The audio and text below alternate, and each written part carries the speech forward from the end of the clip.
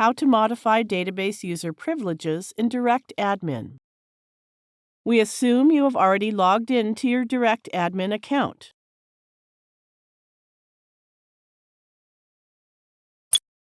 This is the interface where you can create new databases and manage existing ones.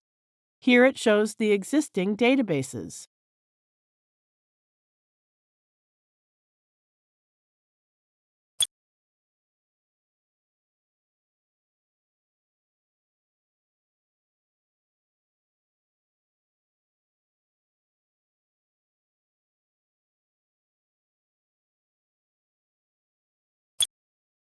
This is where you can limit certain types of access for specific users.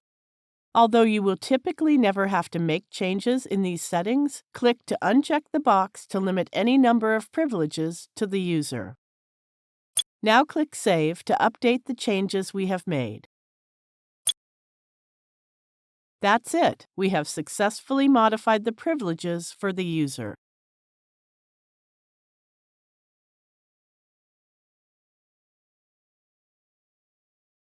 Thank you for watching.